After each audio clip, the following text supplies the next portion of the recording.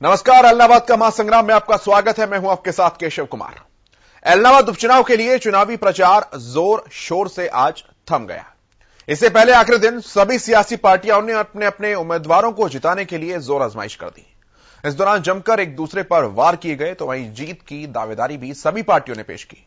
चुनाव प्रचार खत्म होने के बाद 30 अक्टूबर को मतदान का इंतजार है, जब एलनाबाद के उम्मीदवारों की किस्मत ईवीएम में कैद हो जाएगी। लेकिन उससे पहले प्रचार के आखिरी दिन नेताओं ने मतदाताओं को लुभाने के लिए कोई कसर नहीं छोड़ी। रिपोर्ट आप देखिए, फिर चर्चा की शुरुआत करेंगे।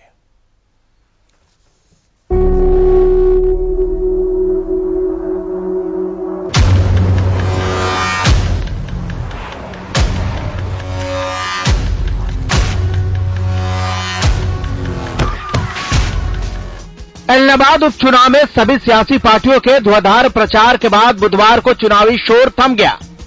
इस बार प्रचार का शोर 72 घंटे पहले ही थम गया है। आमतौर पर प्रचार 48 घंटे पहले खत्म होता है, लेकिन कोविड को देखते हुए चुनाव आयोग ने इस बार 72 घंटे पहले ही चुनावी शोर पर ब्रेक लगा दिया है। अब गुरुवार और शुक्रवार को प्रत्याशी डोर टू डोर जाकर अपने लिए प्रचार करेंगे। आखिरी दिन सभी सियासी पार्टियों के दिग्गजों ने मोर्चा संभाला और जीत का दावा किया। बीजेपी उम्मीदवार गोविंद कांडा के समर्थन में सीएम मनोहर लाल ने धौलपालिया में एक विशाल जनसभा को संबोधित करते हुए अभय चौटाला पर तंज कसते हुए कहा कि उपचुनाव की नौबत इसलिए आई है क्योंकि एक शख्स की अकड़ उसके आड़े आ गई है। हमको मालूम है कि एक आदमी जो यहां का विधायक, उसकी अपनी जो अकड़ है, उसकी मरोड़ है, ये उसके आड़े आ गई। उन्हें कहा कि मैं आगे विधानसभा का मुंह नहीं देखूंगा, ये संकल्प करता हूं। मेरा कहना को उसका संकल्प पूरा ही कर दो भाई। जब नहीं जाना तो क्यों जाना, फिर नहीं जाना, जरूरत नहीं है। और जब रहा भी है, मेरा तो 6.25 साल का उनके साथ अनुभव है, क्योंकि अब 8-9 महीने से रिजाइन करके बैठा है। उस 6.25 साल में बहुत सी हमने घोषणाएं की, बहुत से हमने काम कराए, लेकिन उस भले आदमी ने आके ये नहीं कहा कि हमारा काम ये एक रह गया, इस काम को करा दो। इस इलाके के काम भले हमने 7 साल में 700 करोड़ के कराए।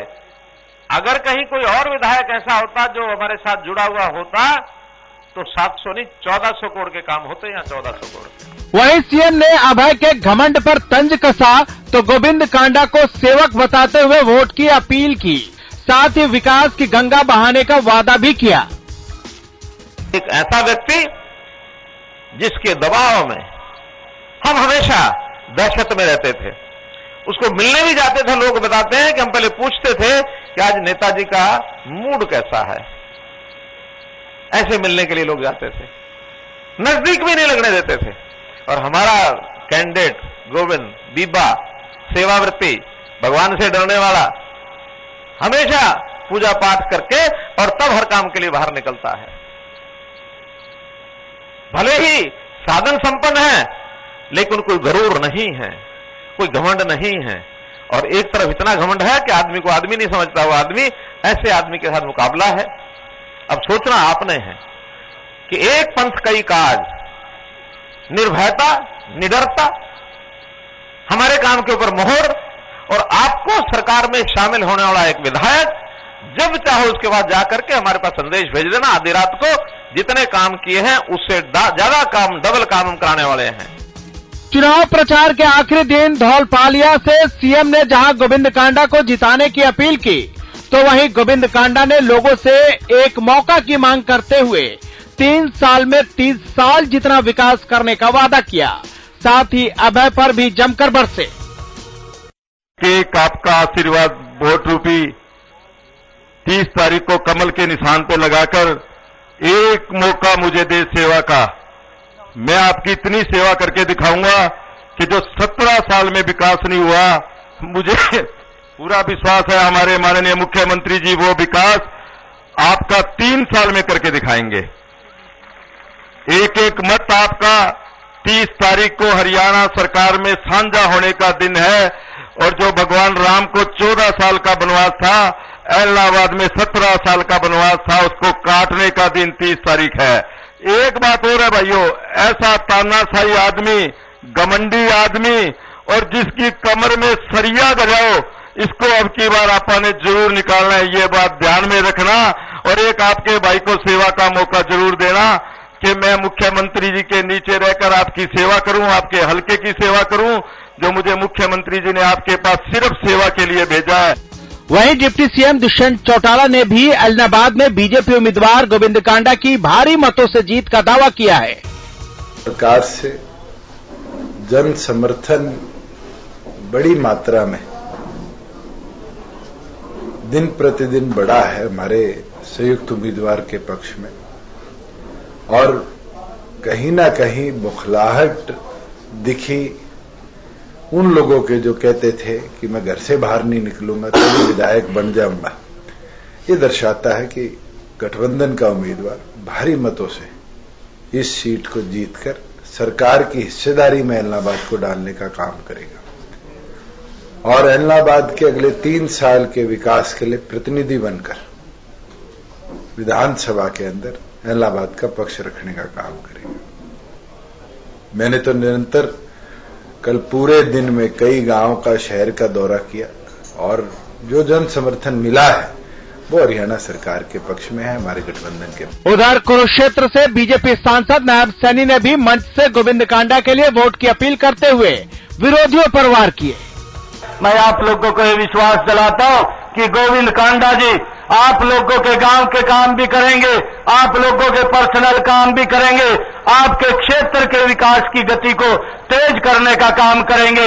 और 30 तारीख को हम सब एकजुट होकर के जहां कहीं हमारा रिश्तेदार, कहीं मित्र प्यारा इस विधानसभा के अंदर बैठा है, उन सबको फोन करके भी इस बात से अवगत कराएं कि 30 तारीख को हमने सरकार के अंदर साझीदार बनना है, सरकार के अंदर अपना सहयोग देना है। एक तरफ बीजेपी ने आखिरी दिन खूब दम लगाया तो कांग्रेस भी पीछे नहीं थी। शैलजा ने खुद आखिरी दिन प्रचार की कमान संभाली। इस दौरान उन्होंने ऐलनाबाद में कांग्रेस की जीत का दावा किया, तो वहीं कांग्रेस के पूर्व प्रदेश अध्यक्ष अशोक तंवर के अभय को समर्थन देने पर निशाना साधते हुए कहा कि इससे कोई फर्क नहीं पड़ेगा। स्थिति बहुत बढ़िया दिख रही है कांग्रेस की, और जहां भी हम जा रहे हैं, या मैं तो सीमित जगहों पर ही जा सकती हूँ, लेकिन हमारे साथी भी और कांग्रेस पार्टी के वर्कर्स का जो फीडबैक मिल रहा है हमें दिन प्रतिदिन, कांग्रेस की बहुत बढ़िया स्थिति है और कांग्रेस ये चुनाव जीत रही है। उनके बीच में रहना पड़ता है और पार्टी का हिसाब किताब होता है। जिस पार्टी से उनको नाम मिला उसको तो अलविदा हो चुकी है, तो फिर कितना असर होता है। जो भी कुछ है, हम जो यहाँ बैठे हैं, हम जो भी हैं पार्टी के कारण, पार्टी के बिना तो कुछ भी नहीं होता। जहां बीजेपी और कांग्रेस ने अपने अपने उम्मीदवार के लिए पूरा जोर लगाया, तो इनेलो प्रत्याशी अभय चौटाला भी गढ़ बचाने के लिए आखिरी दिन कई गांवों का दौरा कर वोट की अपील की। इस दौरान उन्होंने भी जीत का दावा किया, लेकिन प्रत्याशियों के इन दावों पर आखिरी मुहर जनता 30 अक्टूबर को लगाएगी। लेकिन चुनाव प्रचार खत्म होने के बाद प्रत्याशियों के दिलों की धड़कनें जरूर बढ़ गई है। Bureau report, Haryana news.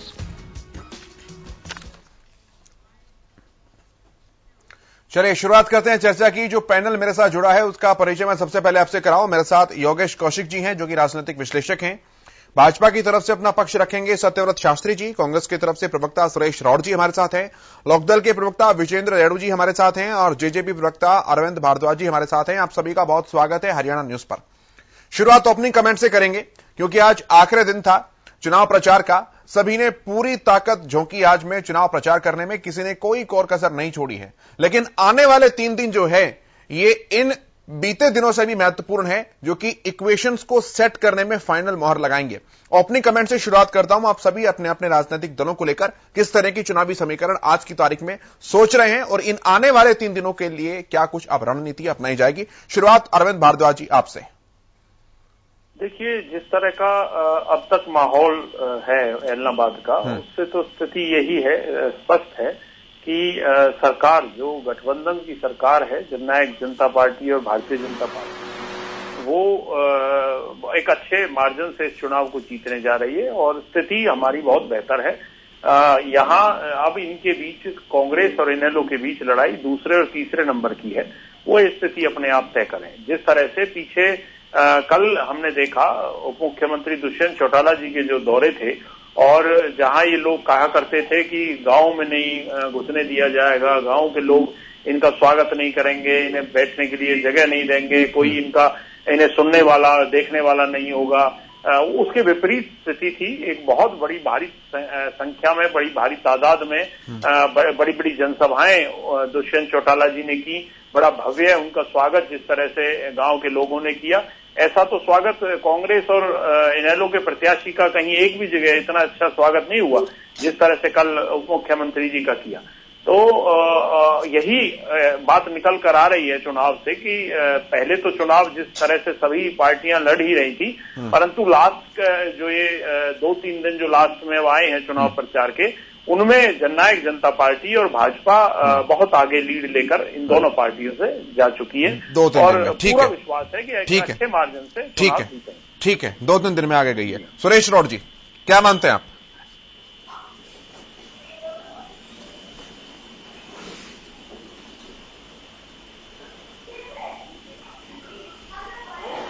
वो बीजेपी की सरकार को उसके जन विरोधी कार्यों के लिए बदला लेने का कार्य करेगी। वो ठगे महसूस कर रहे हैं और शुरुआत जनता यहां से करेगी कि जब 3 काले कृषि कानून जो कृषि प्रधान हरियाणा प्रदेश के जन जन के लिए मायने रखते हैं, राज्यसभा और लोकसभा में बिना चर्चा के पास कर दिए जाते हैं, जिसमें अन्नदाता तो क्या अन्न खाने वाले हर नागरिक के लिए भविष्य जो है वो चौपट कर दिया गया है। वो ये जो ऐलनाबाद में 30 तारीख को मतदाता जो हैं ये इस बात को सोच के मद्देनजर रखते हुए वोटिंग करेंगे कि पिछले साल पीपली में निहत्थे किसानों के ऊपर नौजवान किस तरीके से लाठीचार्ज के जरिए इस हिटलर शाही वाली सरकार ने किया। कैमला में मुख्यमंत्री ने अपने हेलीकॉप्टर उतारने की जिद में किसानों को कैसे सिर फोड़े गए। आरएसएस की वर्दियों में, पुलिस की वर्दी में आरएसएस के ट्रेंड गुंडों ने जिस तरीके से पीपली के लाठीचार्ज में महत्वपूर्ण भूमिका निभाई, ऐलनाबाद के किसान भाई इस बात के प्रमोट लगाने का कार्य करेंगे। और आज प्रदेश का हर नागरिक, कितने किसानों की जानें बॉर्डर के ऊपर चली गई। ये क्या बातें कर रहे हैं कि जी वहां पर प्रोग्राम नहीं होने दिया जा रहा था, वहां ये नहीं होने दिया जा रहा था। ये बातें जो जेजेपी के साथी बोल रहा मायने नहीं रखती। अभी मैं आपके चैनल पर नायर सिंह सैनी को सुन रहा था, खासतौर पर हमारे कुरुक्षेत्र के सांसद हैं और मैं भी कुरुक्षेत्र लोकसभा के गांव से संबंध रखता हूं। कुरुक्षेत्र में वो कह रहे थे कि सरकार में हिस्सेदारी करने का कार्य करेगी हरियाणा की जनता या ऐलनाबाद की जनता 30 तारीख को। मैं सांसद महोदय को अवगत कराना चाहता हूं कि आप तो बीजेपी के सांसद भी हैं, सुभाष सुधा थानेसर से विधायक भी हैं, गीता जयंती का करोड़ों रुपया भी आता है कुरुक्षेत्र में। पिछले 7 साल में 1.5 सरकार आपकी चली गई, आज तक आप सड़क नहीं बना पाए थर्ड गेट से लेकर यूनिवर्सिटी तक की, जो पीपली से लेकर थर्ड गेट कह लीजिए, यूनिवर्सिटी गेट कह लीजिए। गुलजारी लाल नंदा जी इतने बड़े व्यक्ति ने जो ब्रह्मसुरा बनाया। ठीक है सुरेश जी, अभी ऐलनाबाद पर रहते हैं सर, अभी ऐलनाबाद पर रहते हैं। ये बातें बोल के आप गुमराह नहीं कर सकते। ठीक है सर, गली बनवा रहे हैं। ठीक है सर, ओपनिंग स्टेटमेंट है सर। अभी तो फिर मैं आऊंगा, सभी के सवालों का जवाब देने का मौका मिलेगा, सभी के सवालों का जवाब भी लेंगे। मैं आपके पास आता हूं, विजेंद्र रेड्डू जी, क्या लगता है सर?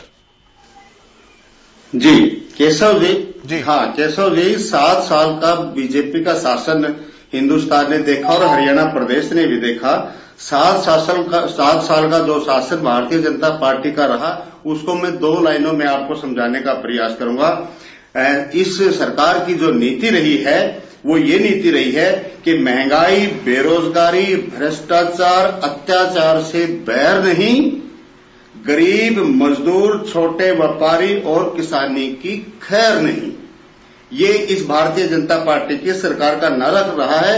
दोबारा मैं रिपीट करता हूं, महंगाई, बेरोजगारी, भ्रष्टाचार और अत्याचार से हमें बैर नहीं, गरीब, मजदूर, छोटे व्यापारी और किसानी की खैर नहीं। मैं बताना चाहूंगा जिस प्रकार से 2014 से लेकर के 21 में महंगाई 2 से 3 गुना, कहीं कहीं 4 गुना भी बढ़ी है। बेरोजगारी की जो दर की अगर मैं बात करूं तो हरियाणा प्रदेश 35.7% के साथ आज हिंदुस्तान में नंबर 1 पर है। अगर अत्याचार की क्राइम की मैं बात करूं तो हिंदुस्तान 3.5% के साथ हिंदुस्तान में तीसरे नंबर पर है, केरला और दिल्ली को छोड़ करके। दूसरी बात मैं किसान की बात करूं तो बिजाई से लेकर के बिक्री तक आंदोलन का सारा किसान को लेना पड़ रहा है। जब बिजाई होती है तो खाद और बीज थानों में बैठ करके आंदोलन करके प्राप्त होते हैं, और जब बिक्री करनी होती है तो रोड जाम करने के बाद ही फसल की बिक्री होती है। एक मिनट, हाँ, इलाहाबाद में इन सभी कारणों के नहीं केशव जी, इन सभी कारणों को देखते हुए इनके कहने से पतली नहीं होगी, ये तो सुरजीत सिंह कह रहे हैं। भारद्वाज जी आऊंगा, भारद्वाज जी मैं आऊंगा अभी सर ओपनिंग स्टेटमेंट दोनों पार्टियों। भारद्वाज जी, अरे रुको भाई रुको, अभी ओपनिंग स्टेटमेंट है, अभी ओपनिंग स्टेटमेंट है, मैं आऊंगा भारद्वाज जी। 18 साल में अरविंद भारद्वाज जी आप भी शामिल थे, आप भी शामिल थे। आज कहाँ के साम्राज्य नेता बन गए? 18 साल तक आप भी शामिल थे, आप भी साथ थे। 1.5 साल में नई मुसलमानी अल्लाह अल्लाह पुकारे। अरे 1.5 साल में इन्हें को भूल गए जहाँ से आपका जन्म हुआ है। आप जन्मदाता को भूलने की बात कर रहे हो। अरविंद जी बात सुनो, पहले बात सुने की कैपेसिटी रखिए प्लीज, बात सुनने की कैपेसिटी रखिए अरविंद जी। अरे नई मुसलमानी अल्लाह अल्लाह पुकारे। अभी तो 2 साल हुए हैं, 2 साल हुए, पहले निभा लेना। ठीक है सर, ठीक है सर, ठीक है सर, मैं आऊंगा, मैं दोनों के पास आता हूँ, मैं दोनों के पास आता हूँ। ठीक है सर, ठीक है, अरविंद जी ठीक है, विजेंद्र जी ठीक है, मैं आता हूँ सर, मैं दोबारा आता हूँ। एलनाबाद में नहीं, एक मिनट, एलनाबाद में मैंने कल 35,000 की जीत आपको बताई थी। आज जिस प्रकार से डिप्टी सीएम का यहाँ प्रोग्राम हुआ, सीएम का यहाँ प्रोग्राम हुआ, उसके बाद 5,000 वोट और इनेलो की। ठीक है रेडू साहब, ठीक है रेडू साहब, मैं आऊंगा, मैं आपके पास आऊंगा। अभी ओपनिंग स्टेटमेंट है सर, एक बार सभी की राय तो सुन लेते हैं, उसके बाद सवालों का जवाब भी देना है पूरे डिस्कशन में। ठीक है, सत्यव्रत शास्त्री जी, अगर आप सुन पा रहे हैं सर तो ओपनिंग स्टेटमेंट। बिल्कुल, मैं सुन पा रहा हूँ जी। और उपचुनाव के नाते मैं लगातार अनेक डिबेट्स में रहा हूँ जी, और अपने उसी मंतव्य को दोहराता हुआ कि ये चुनाव एक राजनीतिक चालबाजी का चुनाव था, किसान के नाम से लड़ा गया चुनाव था। मैं निश्चित रूप से इलाहाबाद की जनता को आपके लोकप्रिय चैनल के माध्यम से कहना चाहूंगा, और वीरेंद्र रेड्डी जी से भी कहना चाहूंगा कि सरकार भाजपा की है। इस चुनाव से भाजपा सरकार पर कोई असर नहीं होने वाला। ये बात मैं नहीं, किसान आंदोलन के जो तथाकथित नेता हैं वो कह रहे हैं, लेकिन जनता की भलाई इलाहाबाद की इस बात में है कि इन सबको मिलकर 3 साल का जो शेष कार्यकाल सरकार का है, उसमें इलाहाबाद के जो विकास के काम अधूरे हैं, उन सबको सरकार की हिस्सेदारी डालकर आगे बढ़ाना चाहिए। ये सब लोग कहते हैं कि इलाहाबाद का विकास नहीं हुआ, तो विकास न होने का कारण भाजपा सरकार नहीं, वहां के तत्कालीन विधायक थे जो अपनी अहंकार और अपनी हट गर्मिता के कारण से सरकारों के पास अपनी योजनाएं नहीं जानते थे। तो मैं पुनः एक बार प्रार्थना करूंगा इनेलो के लोग, कांग्रेस के लोग, कि आप सबका इस इलाहाबाद की जनता से भी कोई सरोकार है तो भारतीय जनता पार्टी के घोषित उम्मीदवार गोपाल कांडा को आप सब लोग समर्थन देकर गोविंद कांडा विधानसभा में पहुंचाइए, जिससे इलाहाबाद का भला हो सके। गोविंद कांडा को। ठीक है, योगेश जी के पास आता हूं मैं। देखिए, मैंने जो कहा था सबसे पहले दिन, वो बात लगभग अब जो चुनाव का आखिरी दौर हो चुका है वो साबित हो गई है कि जेजेपी और बीजेपी ने मिलके एक मजबूत अपनी नींव जो शुरू की थी, मतलब जब ये बात मैं भी ये मानता था और लोग भी कहते थे कि इन्हें वाकई अंदर नहीं घुसने दिया जाएगा, ये गलत साबित कर दी कि ये जो अफवाह फैलाई जा रही थी वो ठीक नहीं थी। और अल्टीमेटली बीजेपी और जेजेपी ने मिलके, एंड स्पेशली मैं कहूंगा कि दुष्यंत जी के जब ये कार्यक्रम अब हुए हैं जिसको ये कह रहे हैं, मैं ये भी मानता हूं हालांकि कहीं कहीं बहिष्कार किया गया है और कहीं ये तो कर ही रहे हैं, किसान आंदोलन वाले लोग ये तो कर ही रहे हैं, हर जगह कर रहे हैं, पूरे देश में कर रहे हैं जहां जहां इनकी चल रही है। लेकिन उसके बावजूद एक अच्छी मीटिंग का आयोजन कर देना और उसके अंदर अपनी बातें रख देना और लोगों को जुटा लेना इनकी पहली कामयाबी है। नंबर 2, मैं ये बात फिर कहता था कि बीजेपी बहुत अच्छे तरीके से चुनाव लड़ती है और जेजेपी ने अपने आप को जींद में ये साबित कर दिया था कि हम जिनके बच्चे हैं, हम उनके बच्चे इस राजनीति में नहीं हैं और उनको वन साइडेड पीछे धकेल दिया था। वो जीत नहीं पाए, अलग बात है। और उसके बाद इस चुनाव में उनकी 1 सीट रह गई और ये 10 पे पहुंच गए, मींस 10 गुना। तो इसका मतलब ये है कि कहीं ना कहीं जेजेपी के पास भी अपना एक जनाधार है जो बीजेपी को वहां मजबूती दे रहा है। अच्छा, अब बात आती है कांग्रेस की। कांग्रेस की समस्या मुझे आज फिर वही नजर आ रही है कि पूरे के पूरे चुनाव में बीच में कहीं कहीं हुड्डा जी और दीपेंद्र हुड्डा जी मुझे नजर जरूर आए, पर उनके स्टेटमेंट मुझे बड़े अखरे है कि वो अपने कैंडिडेट के लिए वोट मांग भी रहे हैं या नहीं मांग रहे हैं, स्पेशली वो भूपेंद्र हुड्डा जी। तो उनके बीच में तो ये तो कांग्रेस में तो ये पुरानी परंपरा रही है कि अपने आपस में लड़ाई करके अपना नुकसान करो। जहां तक इनेलो का सवाल है, इनेलो मैं मानता हूं, अभी भी मानता हूं, शायद वो कहीं ना कहीं मजबूत स्थिति में हैं, लेकिन वो जो दावा पहले करते थे या आज भी कर रहे हैं कि 35,000 से जीत रहे हैं, 40,000 से, वो बिल्कुल गलत है। मैं आज कह रहा हूं, सरेआम कह के जा रहा हूं मैं, ये चेक कर लेना आप, चुनाव में हार जीत जो होने वाली है 5,000 प्लस माइनस की होने वाली है, ठीक है। ये बिना बात का वहम कोई ना पाले कि भाई एकदम हम 40,000 से ही जीत रहे हैं। 40,000 से जीते तो मैं गारंटी करता हूं, तो कह रहे हैं 35,000 से जीत रहे हैं। 35 में 5 और जोड़ दिए ना आज तो। अगर वो 40,000 से जीत रहे होते तो मैं आंकड़ा बता देता हूं आपको। टोटल 1,40,000 के करीब पोल होंगी, 186 के करीब टोटल वोट डल हैं वहां पे, और मैं 70-80% मान लूं अगर, तो 1,40,000 वोट पोल होंगी। तो 1,40,000 अगर पोल होंगी और 40,000 से ये जीतेंगे और किसी कैंडिडेट हैं जी 186 के करीब टोटल वोट हैं, तो मैं मान लेता हूं पिछली बार हाँ जो आपने मैक्सिमम वोट लिए हैं वो 69,000 लिए थे। 70,000 का मतलब ये है कि बाकी 2 कैंडिडेट पिछली बार योगेश पिछली बार तो 57,000 थे आपके, उससे पिछली बार की बात कर रहा हूं। मैक्सिमम जब लिए हैं इनेलो ने, हाँ मैक्सिमम जो आपने लिए हैं वो लिए हैं 69,000, 70,000 मान लेता हूं मैं।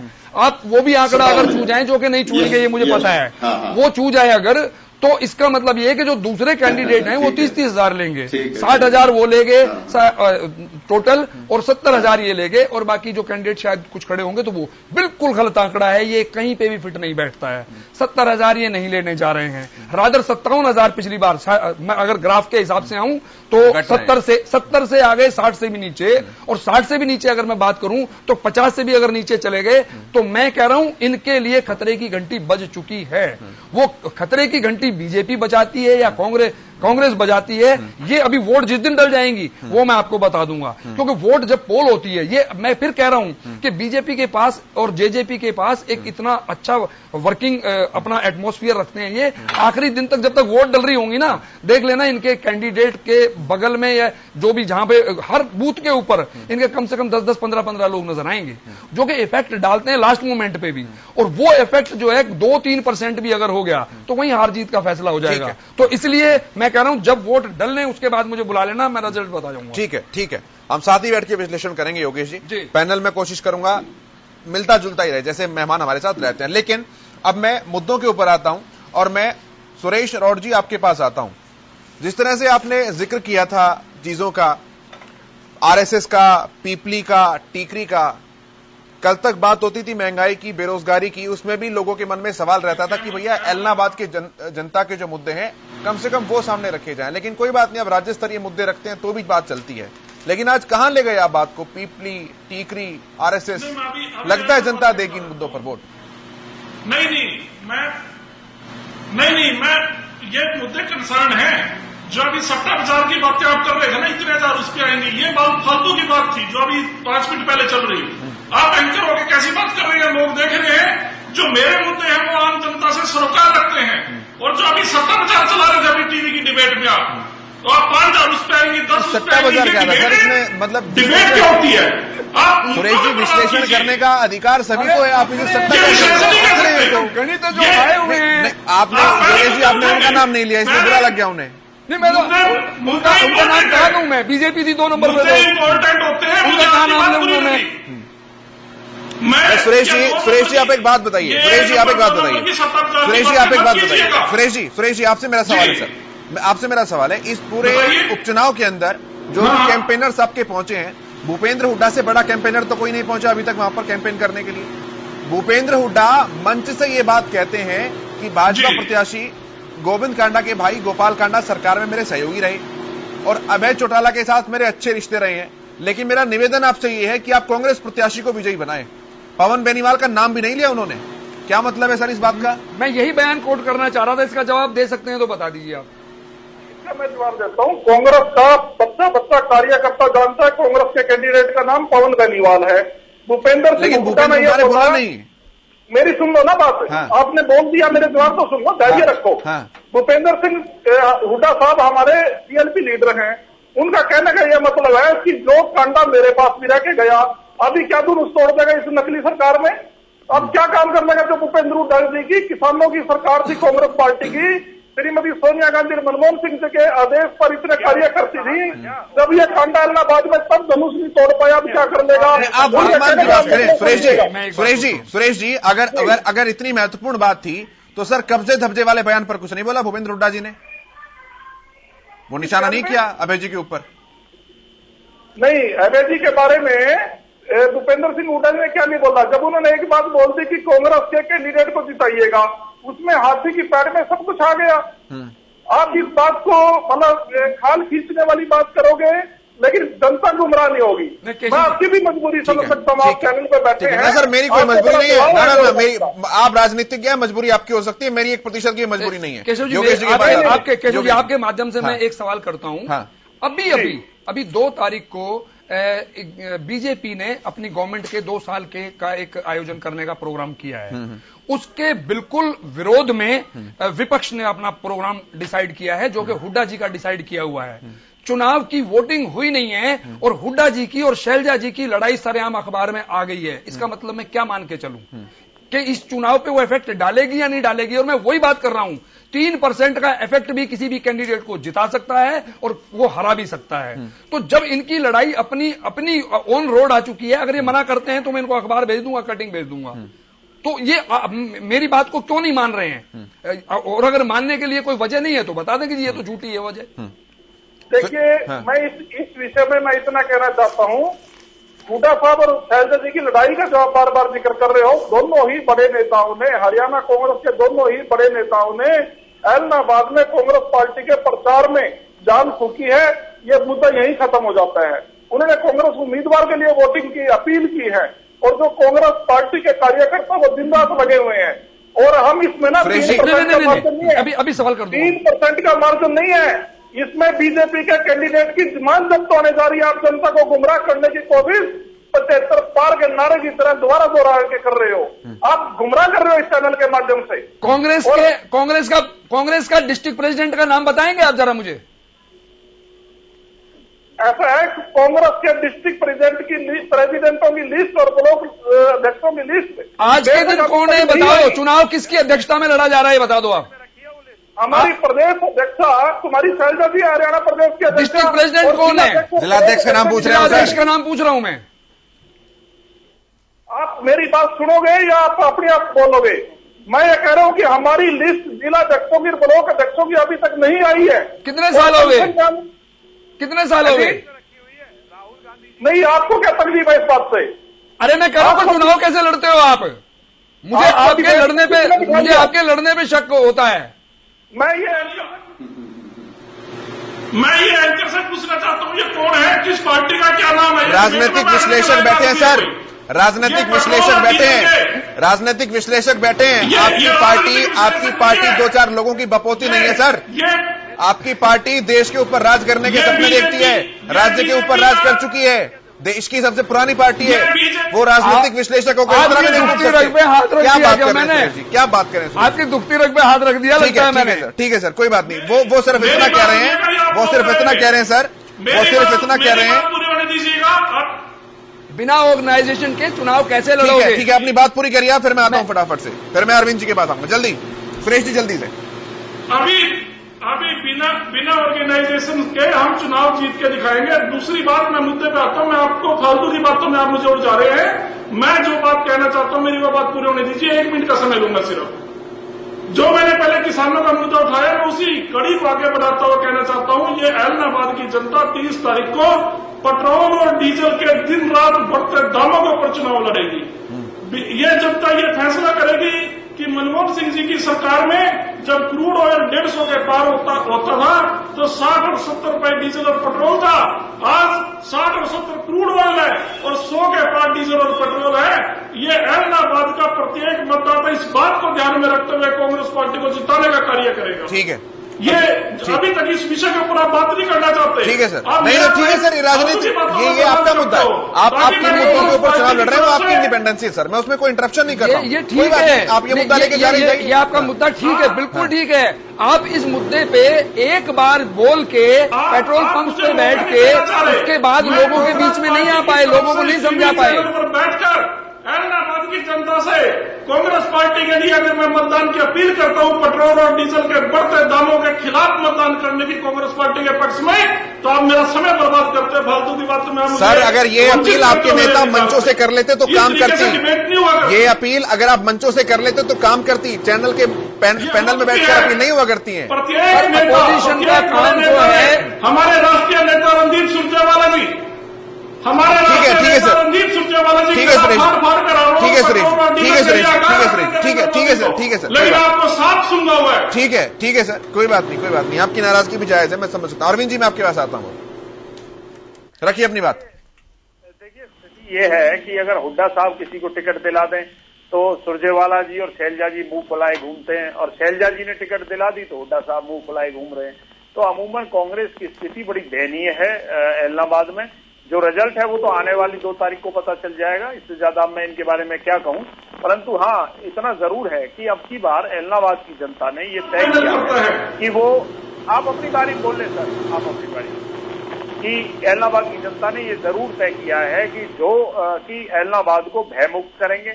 ऐलनाबाद पर जो लोग अपना कब्जा मानते हैं, जो लोग ये मानते हैं कि हमारा गढ़ है, हम चाहे कुछ भी करें, कैसे भी रहें, कोई हमें हरा नहीं सकता, इस बार उन लोगों को जनता सबक सिखाएगी। और जनता लोकतंत्र की जो असली ताकत है, वोटों से जो लोकतंत्र बनता है, उन वोटों की ताकत से असल में लोकतंत्र इस बार ऐलनाबाद में खड़ा होगा। और जो लोग डरा धमकाकर वोट लेना चाहते हैं, डरा धमकाकर चुनाव जीतना चाहते हैं, ये जनता इस बार उनको सबक सिखाएगी। और भाजपा और जजपा का कैंडिडेट एक अच्छे मार्जिन से चुनाव को, रेड्डू साहब, रेड्डू जी मैं आपके पास आता हूं, विजेंद्र रेड्डू जी। अरविंद जी ने ही अपने ओपनिंग स्टेटमेंट में एक बात कही थी कि भारी संख्या में सवाल सुन लीजिए एक बार। अरविंद भारद्वाज जी ने ही अपनी ओपनिंग स्टेटमेंट में बात कही थी कि भारी संख्या में दुष्यंत चौटाला ने जनसभाएं की, इंडियन नेशनल लोकदल और कांग्रेस के प्रत्याशी ने एक भी जनसभा नहीं की। सवाल सर मेरा आपसे यह है कि जिस तरह से आपने कहा कि हमने जनमत संग्रह किया था, किसानों से हमने पूछा था कि हम इस्तीफा दें या ना दें, और एक अच्छी खासी सभा भी आपने की थी, किसानों का सम्मेलन किया था, बड़ी संख्या में किया था। परिवार में भी किसी की नहीं सुनते, जनता की तो जब सुनेंगे। नहीं सुन रहे हैं वो सुन रहे हैं, के आगे तो कोई बोलता भी सुन रहे हैं, अरविंद जी सुन रहे हैं वो। तो सर तेजा खेड़ा की जो पुलिया है ना, ठीक है, वहां से आगे नहीं बढ़ता। अरविंद जी मैं सवाल तो पूछ रहा हूँ, सवाल पूछ रहा हूँ। मेरा सवाल ये है कि अब तो चुनाव कैंपेन चल रहा था, पूरा मौका था अपना शक्ति प्रदर्शन करते, अगर आपका गढ़ है तो अपने गढ़ होने का वहां पर एक तरीके से तस्वीर आप प्रस्तुत करते, लेकिन ऐसा कुछ नहीं हुआ। ऐसा क्या हुआ कि चौटाला साहब ने एक भी बड़ी सभा नहीं की इस बार? नहीं, बिल्कुल। देखिए केशव जी, सबसे पहले तो मैं अरविंद जी को ये बता दूं कि सिर्फ 2 साल हुए हैं, इससे पहले जितनी ये इल्जामात इनेलो के ऊपर लगा रहे हैं, उनके कहीं न कहीं 99% ये भी जिम्मेवार हैं। इनको ऐसी बात करनी ही नहीं चाहिए। ये बिल्कुल नए अलग हुए हैं और आज तक ये शामिल रहे थे। दूसरी बात, कांग्रेस और बीजेपी की जो बात है, मैं इसमें, वो कल भी ऐसा था, आज भी ऐसा और कल भी ऐसा ही रहेगा। हाँ, उस व्यक्ति की बात कर रहा हूं, मैंने कहीं आपके बारे में हाँ, केशव जी एक मिनट, व्यक्तिगत टिप्पणी नहीं की आपकी। हाँ, नहीं, मैंने सिर्फ उस व्यक्ति की बात की है जिसके लिए आप बहस कर रहे हैं। नहीं, उस व्यक्ति की थी तो आपका शासन था, आपके बड़े भाई अजय सिंह चौटाला जी हरियाणा की कमान संभाले हुए थे, तो क्यों नहीं आपने उसको दोस्त करने का काम किया? इस बात में कोई फायदा नहीं, इस बात को आप छोड़ दीजिए। सुनो, नहीं, वो मुख्यमंत्री अजय सिंह संभाले होते नहीं है मुख्यमंत्री जी, अगर वो मुख्यमंत्री नहीं थे, अब ध्यान से सुनो, अगर वो मुख्यमंत्री नहीं थे तो चौटाला साहब के साथ जेल क्यों काट रहे हैं वो? आप मेरे को बताइए, देखो जवाब दीजिए। चौटाला साहब के साथ उनको जेल क्यों हुई है शासन में? तो भाई साहब कितने दिन हुए? बताइए, आप जवाब दीजिए। नहीं अरविंद जी, मुझे पता है उनको साथ में जेल में क्यों जाना पड़ा। अगर उनका शासन में हस्तक्षेप नहीं हुआ करता था तो why they are he is in jail? मुख्यमंत्री तो नहीं थे, क्यों जेल उनको साथ में हुई? मुख्यमंत्री बिल्कुल पूर्ण रूप से अजय सिंह जी चुनाव करते, मुझे पता है, शिक्षा अधिकारी भी भाई मुझे पता है, तो आइए सबसे, तो क्या वो भी शामिल थे? मेरे को हाँ वो भी अजय सिंह क्यों गया? अजय सिंह क्यों गया? अजय सिंह सारे फैसले अजय सिंह क्या करता था, चौटाला साहब की वृद्ध अवस्था का फायदा उठाया करता था। और अजय सिंह भाई मेरे को 25 साल हो गए इनेलो के साथ, आपसे पुराना हूं मैं इनेलो के साथ, and I know everything about identity शासन। अजय सिंह ही सारे फैसले लिया करता था और अभय सिंह तो सिरसा से बाहर निकलते ही नहीं थे। एक मिनट, मेरी बात दूसरी पूरी होने दीजिए अरविंद जी।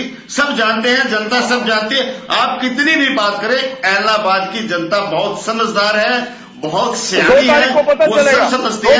हाँ, एक बधाई मैं आपको जरूर दूंगा, एक बधाई मैं आपको जरूर दूंगा अरविंद जी। मैं एक बधाई देता हूं, मैं आपको कांग्रेचुलेशन दे रहा हूं, आप सुनिए प्लीज। बहुत बढ़िया कांग्रेचुलेशन है, क्योंकि अब जो कांग्रेचुलेशन की आपके लिए बात है, आपकी पार्टी में टिकट के लिए लड़ाई नहीं हुई, क्योंकि न तो आप लड़ने की हिम्मत रखते थे न भाजपा वाले हिम्मत रखी, इसलिए एक उधार का कैंडिडेट लेकर के आपने चुनाव में उतारने का काम किया।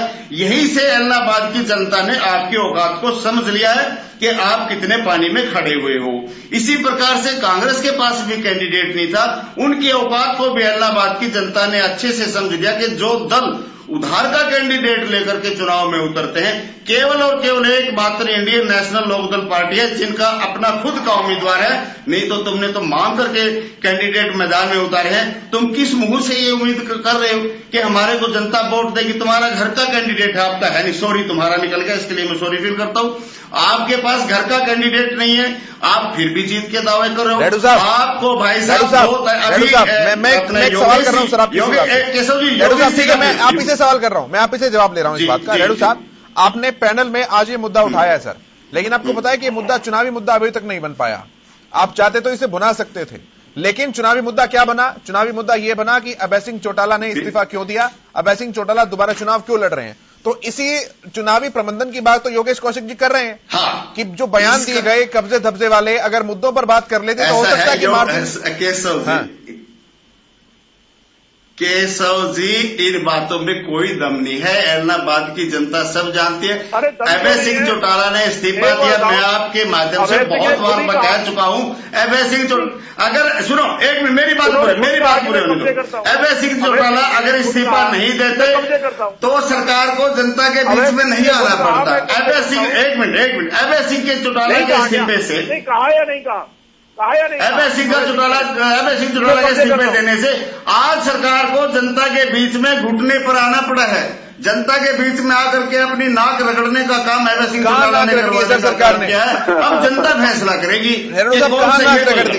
आपके गढ़ में आकर के रैली करके गए डिप्टी सीएम और सीएम, जहां जाते हो आपके मुर्दाबाद के नारे लगते हैं, जनता आपको घुसने नहीं दे रही है, मुर्दाबाद के नारे लग रहे हैं, हजारों की संख्या में पुलिस बल लेकर के आप हल्के में जा रहे हो। अरे बड़े शर्म की बात है, सरकार पुलिस के सहारे अपना प्रचार कर रही है, सीआरपीएफ रैपिड एक्शन फोर्स के सहारे प्रचार कर रही है। इससे बड़ी अपमान की बात क्या होगी भाई मेरे? ये तो बड़ी बेइज्जती की बात है। अगर थोड़ी बहुत शर्म पल्ले हो तो मैं कहता हूँ आपको प्रचार के लिए जाना है। आप गवर्नमेंट दिखा रहे हैं कि हमने प्रचार कर दिया, हमने रैलियां कर ली, हम हल्के में घुस गए, हम अपनी बात रखने में कामयाब हो गए। रेणु साहब आपने लेकिन मेरे सवाल का जवाब नहीं दिया। प्रशासन का प्रयोग, रेणु साहब आपने मेरे सवाल का जवाब अभी तक नहीं दिया। मैंने आपसे पूछा था कि जितनी बड़ी जनसभा आपने इस्तीफे देने के दौरान की थी, एक भी जनसभा इस बार देखने को नहीं मिली, लोग भाग्य साथ छोड़ गए। अरे केशव जी, अभी हमारी कल ही इलाहाबाद में रामलीला ग्राउंड में थी। कल की रामलीला ग्राउंड में बहुत बड़ी सभा हुई, मातुश्री चौटा पर चौधरी ओम प्रकाश बहुत बड़ी सभा करके आए। अरे 50 आदमी इकट्ठे हुए हैं गाँव में। कुछ भी कहिए, दिखा दो, फोटो दिखाओ। आप अपनी बता रहे हो, इनके गाँव के फोटो ऐसा दिखाओ। है, आप अपनी बता रहे हो। उन्हीं गाँव में हमारी आप अपनी सभाएं बता दिखाओ रहे हो। और उन्हीं गाँव में पुलिस प्रशासन को बिठाते हो, सीआईडी को बिठाते हो, फिर भी कुर्सियां खाली रहती हैं। आप अपने वाली बात हमारे ऊपर मत लगाओ। हजारों की संख्या में 20-20 हजार की रैलियां हुई है भाई, ऐसा इन्हें नींद नहीं आई है पूरी रात कल, बीपी और शुगर बढ़ गया। मैंने इन्हें कल अरे वीडियो क्या देखो, मैं खुद मौजूद था वहां, मैं खुद मौजूद था, वीडियो क्या थे। ठीक है, आपका कहना तो यही बनता, आप तो यही कहोगे, लेकिन जनता जानती है भाजपा कांग्रेस की। और एक और केशव जी, भाजपा बड़ी शानी पार्टी है, इन्होंने बदनामी से बचने के लिए हलोपा को छोड़ दिया बीच में कि बदनामी होगी तो हलोपा की होगी, और इनको ये नहीं पता कि ये बदनामी तो आपकी ही होगी, आपकी जमानत जब्त होगी भाई साहब। अभी हमारे योगेश जी जो विश्लेषक है, मैं उनका बड़ा सम्मान करता हूँ। मैं योगेश जी मांग रहे हैं, हाँ घर जीतेंगे भाई, घूम कर वोट नहीं मांग रहे, कहाँ मांग रहे हैं, घर बैठे कहाँ मांग रहे हैं भाई साहब। 70,000 इलेक्शन है, इलेक्शन में प्रचार के लिए तो निकलना पड़ता है, लेकिन जितनी आप लोग आगे रगड़ रहे इतनी ही जाकर वोट मांगिए, क्योंकि जरूरत ही नहीं, ये तो अरे भाई, अरे अरविंद भाई क्या बात कर रहे हैं आप, मजे कर रहे हैं हम। जो ये कहते थे घर बैठे, और मैं बता दूं, 70,000 योगेश जी ने जो विश्लेषण दिया है, योगेश जी आप भी सुन लो मेरा विश्लेषण। 50% में अभय सिंह चौटाला आएंगे, 50% में सारे 18 कैंडिडेट, 50% में है, और 50%। ठीक है सर, ठीक है सर, ठीक है। एक बुजुर्ग सेवा करनी चाहिए, उन्हें गली गली घुमा रहे हैं वोट मांगने। भाई खुश रहो, आपने जो खाना पीना खा लो, ये दिवाली आपकी मनने वाली नहीं है। ठीक है सर, ठीक है सर, नहीं मनेगी दिवाली। ठीक है जी, सत्यव्रत जी, ठीक है सर, ठीक है सर, ठीक है सर, ठीक है सर, ठीक है सर, ठीक है सर, नहीं जीतेंगे चुनाव, ठीक है सर, ठीक है सर, सत्यव्रत शास्त्री जी, आने वाले नहीं जीतेंगे। सत्यव्रत शास्त्री जी। अरे कब्जाधारी 7 साल आपने क्यों रखा उसको? ठीक है सर, रेणु साहब ठीक है, रेणु साहब ठीक है, रेणु साहब ठीक है, मैं अब जवाब लेता हूं सर आपकी बातों का ही। सत्यव्रत जी, रखने वाले पार्टी उनकी, उनके पिताजी की। यार 7 साल आपने अपने शासन में उनकी पैरवी की, उनके जो दोस्त थे उनको दबाने का काम किया 7 साल आपने, उसके ऊपर जितने केस सच्चाई तो आई ना खत्म करने का काम किया। सच्चाई तो आई है सामने, जब उन्होंने कहा कि मैंने कब्जे किए, कांग्रेस को दे दिया आपने। नहीं, ये 7 साल क्यों जानकारी तो आपकी है ना उन्होंने, अगर वो कब्जे किए तो आप 7 साल क्या कर रहे थे, क्या कब्जे तो और बढ़ावा दे रहे थे? ठीक है सर, मैं आता हूं सर, मैं आप दोनों के पास वापस आऊंगा। मैं अभी शास्त्री जी के पास आ रहा हूं, शास्त्री जी के पास आ रहा हूं। शास्त्री जी मुझे सुन पा रहे हैं आप? नहीं कर सकते, आपका सुनता रहूं आपको। जी जी जी, मुझे लगता है कि आप बड़े शांत हैं सर आज। समझ चुके, कोई फायदा नहीं होना। नहीं, शांत मैं इसलिए हूं कि आपको बधाई देना चाहता हूं। आपने एक नई परंपरा खड़ी की है, बिना संपादन के सबके माइक ऑन कर दिए जाए और डिबेट हो जाए, तो एक चैनल का खर्चा भी बचेगा और किसी समय में और नया काम भी करने को अवसर मिलेगा। इसलिए मैं आपको इस डिबेट के लिए, सफलता के लिए बधाई देता हूं। और अब मेरे से क्या पूछना चाहते हैं, बोलिए। पहला सवाल तो सर मेरा यह है कि 35,000 की जीत का दावा जो है वो विजेंद्र रेणु जी कर रहे हैं। दूसरा सवाल मेरा यह है कि राकेश टिकैत आज चुनावी सभा कर रहे हैं इलाहाबाद में, और वो कह रहे हैं कि भाजपा को छोड़कर किसी को भी वोट दे दो। अच्छी बात है। और जब आप चुनाव इस डिबेट को कर रहे हैं, कोई टीकरी जा रहा है, कोई पीपली जा रहा है, कोई सोनिया पर जा रहा है, कोई सुरजेवाला पर जा रहा है, आप इतना भी नहीं कर पाए कि उपचुनाव के मुद्दे क्या है और उपचुनाव के ऊपर डिबेट कैसे होनी चाहिए। आपने स्वतंत्र कर दिया सबको, जो मर्जी बोल रहे हैं। मैं बात करना चाहता हूं सर, मैं बीते 22 दिनों से कर रहा हूं। सुनिए आप, मैं बीते नहीं सत्यव्रत जी, मैं ऑब्जेक्ट कर रहा हूं। मैं बीते 22 दिनों से इस मुद्दे पर बात कर रहा हूं। मैं बीते 22 दिनों से इस मुद्दे पर बात कर रहा हूं सर। आप जो बात कर रहे हैं, आपको पता है वही बीजेपी का कैंडिडेट है और उसको पहले इनके उसके प्रवक्ता को बैठाकर आप वैसे फ्री हैंड के ऊपर डिबेट करवा रहे हैं। आप रिपीट कीजिए अपनी बात। मैं रिपीट ये कर रहा हूं कि बीजेपी का कैंडिडेट चुनाव लड़ रहा है और बीजेपी के प्रवक्ता को आप साइडलाइन करके फ्री हैंड आपने स्पीकर ऑन कर दिए। बीजेपी नहीं, आप जेजेपी को अपना नहीं मान रहे हैं। आप जेजेपी को अपना नहीं मान रहे हैं सर। 46 मिनट हो चुकी है। 46 मिनट का मैंने आशीष आपको देता हूं स्क्रीन टाइम, किसने कितना समय लिया है। आप जेजेपी को अपना नहीं मान रहे क्या? सत्यव्रत जी, अपनी बात रखने के लिए पहले उंगली उठानी पड़ती है, फिर आवाज उठानी पड़ती है। आप कब से तो शांत बैठे हैं सर, आप कब से तो शांत बैठे हैं। भारतीय जनता पार्टी उपचुनाव के लिए एलनाबाद की जनता के लिए चुनाव के मैदान में है। वो राष्ट्रीय मुद्दों पर चर्चा नहीं करती, हरियाणा के मुद्दों पर चर्चा नहीं करती, वो चर्चा करती है आज एलनाबाद की जनता का हित किसमें है। और वो जनता का हित इसमें है कि सत्ता के अंदर अपनी भागीदारी सुनिश्चित करके जो पिछड़ापन का दाग इनके ऊपर पिछले 17 साल से लगे उसके धोने का अवसर है। अहमदाबाद की जनता इस बात के लिए बाकी सबको भी माफ नहीं करेगी यदि जोर जबरदस्ती करी और इधर उधर की बात करके आप इसको डाइवर्ट करना चाहेंगे कोई भी दल, तो वो भारतीय जनता पार्टी के कैंडिडेट को गोविंद कांडा को जिताएगी। और यही एक वहां का मुद्दा है कि आज एलनाबाद के विकास के लिए आवश्यकता क्या है और किस व्यक्ति को चुनाव को मत देने से एलनाबाद का विकास होगा। एलनाबाद का विकास केवल भारतीय जनता पार्टी, क्योंकि उसके शेष रहते 3 साल का शेष रहते कार्यकाल इसके अंदर केवल भारतीय जनता पार्टी ही होगी जो इसका विकास कर पाएगी। इसलिए जो राकेश टिकैत जी के बारे में आपने पूछा, राकेश टिकैत जी किस मुंह से आप भारतीय जनता पार्टी का, यही तो हम कह रहे हैं कि वो भारतीय जनता पार्टी के खिलाफ एक मूवमेंट चलाना चाहते हैं, वो चलने वाली नहीं है। यदि आप किसान नेता एक खड़ा है तो आप किसान आंदोलन के नेता उसके लिए क्यों नहीं प्रचार कर रहे और क्यों नहीं चढ़ोनी जो कहते हैं हम चुनाव लड़ेंगे, तो क्यों नहीं वो उसको आके समर्थन कर रहे। इसलिए इन सब राजनीतिक दलों के अपने जो अपने आकाओं को खुश करने के लिए उनके राजनीतिक जमीन को तराश करने के लिए किसान आंदोलन है। और उसको यदि किसानों के हित में यदि चुनाव है तो किसान नेता जीतना चाहिए। किसान आंदोलन के नाम से जो कैंडिडेट खड़ा उसको वोट डालना चाहिए यदि वो जीतेगा। और यदि वो नहीं जीतता है तो इसका मतलब किसान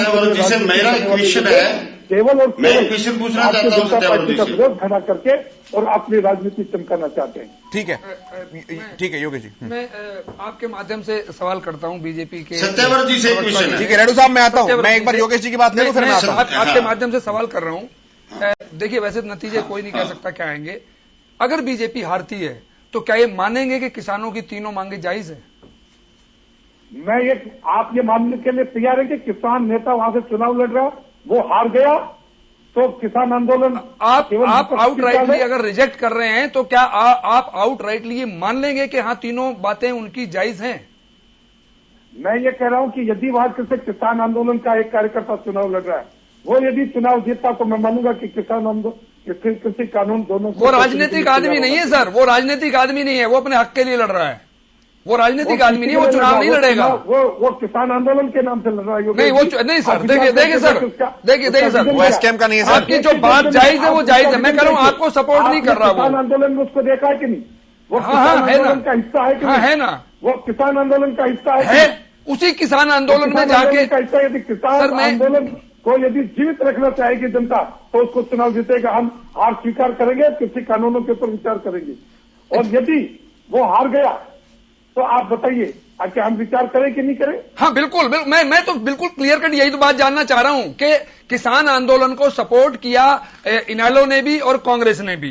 अगर इत्तेफाक से और बीजेपी ने विरोध किया, क्यों नहीं आ रहे इनके साथ?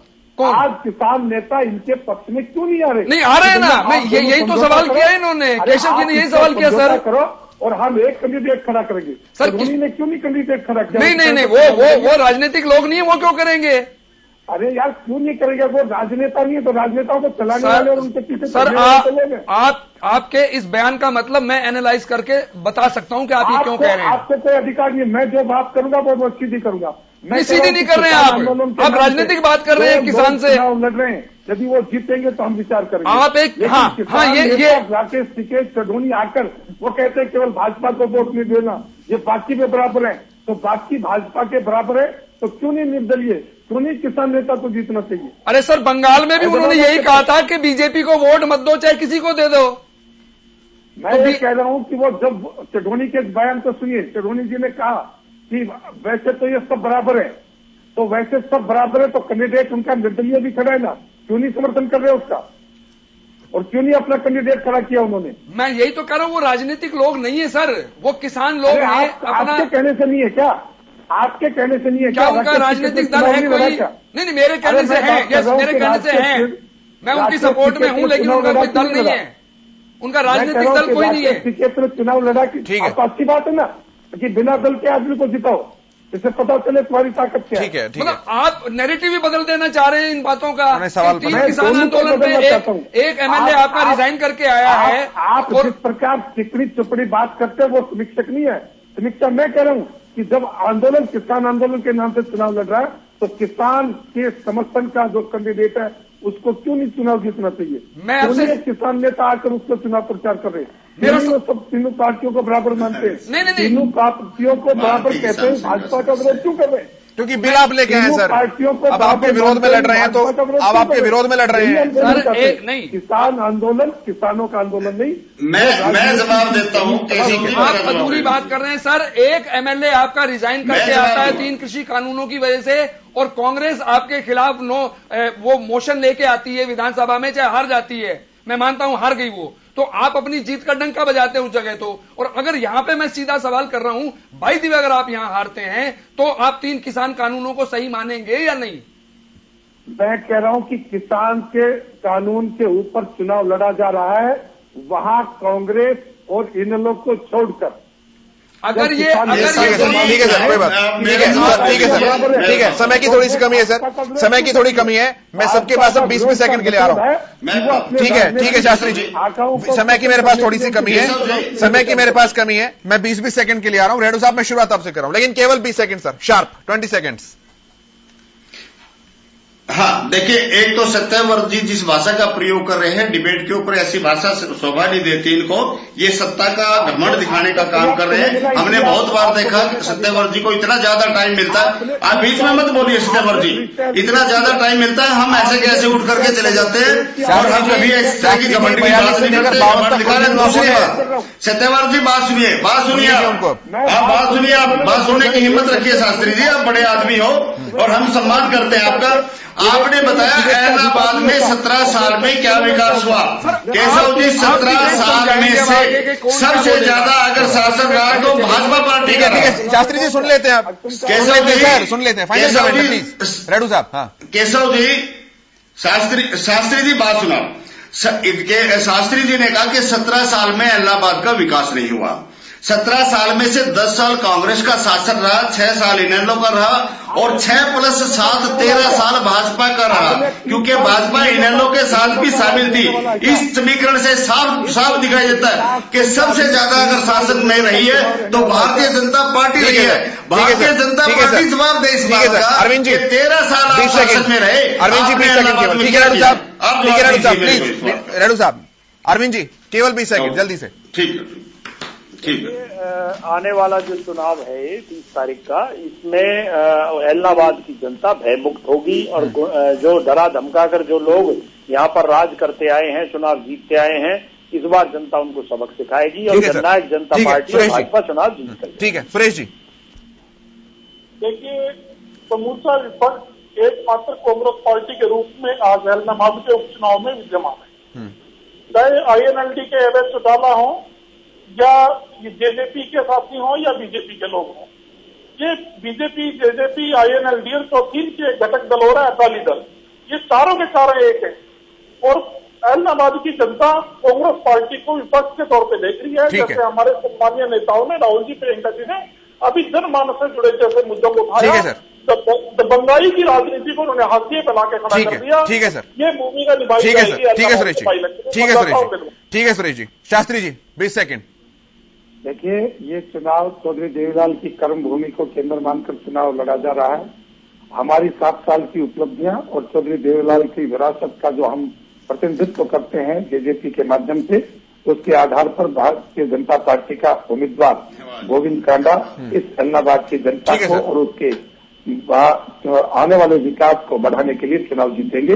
यही हमारी मंशा है। ठीक है सर, योगेश जी। देखिए, मेरा मानना बिल्कुल स्पष्ट है कि ये चुनाव अगर किसानों के ऊपर लड़ा गया है, किसानों की वजह से रिजाइन हुआ और चुनाव तो वो आया है इस वजह से, और फिर जो इसका जो भी मैंडेट आता है, अभी नहीं, वोट डलने के बाद वो भी पता लग जाएगा।